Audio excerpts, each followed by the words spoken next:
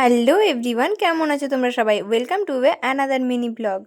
So আজকের ভিডিওটা দেখে হয়তো তোমরা অনেকেই একে চিনতে পারছো। হ্যাঁ, এর নামও কিন্তু পূজা, আমার মতোই। তো যাই হোক, আগের ভিডিওর কথা হয়তো তোমাদের অনেকেরই মনে আছে।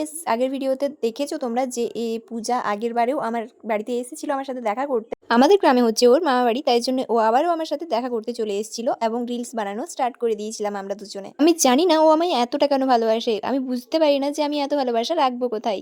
থ্যাংক ইউ গো আমাকে এতটা ভালোবাসা দেওয়ার জন্য। তোমরা হয়তো জানো না ও আমাকে এসে পর কি বলেছে। তোমরা অলরেডি অনেকেই জানো কিছুদিন আগে আমার বার্থডে পেরিয়ে গেছে, তাই জন্য সে আমাকে বলেছিল যে তোমার বার্থডেতে আমি ভেবেছিলাম যে কেক নিয়ে আসবো এবং তোমাকে সারপ্রাইজ দেবো, কিন্তু কোনো কারণবশত সে এটা করতে পারেনি। তার জন্য তো আমার কোনো মন খারাপ নেই, বরং আমি খুশি হয়েছি তার এই কথা শুনে। আর আমার বার্থডে দিন এলে তো আমি আরো বেশি খুশি হতাম। আর হ্যাঁ, বার্থডেতে আসতে পারিনি তো কি হয়েছে, ও কিন্তু আমার জন্য অনেক চকলেট নিয়ে এসেছিল। যাই হোক, তারপর আমরা রিলস টিলস বানালাম আর অনেক অনেক গল্প করলাম। যেহেতু সেকেন্ড বার মিট হলো, তাই জন্য আরো বেশি মন খুলে কথা বললাম।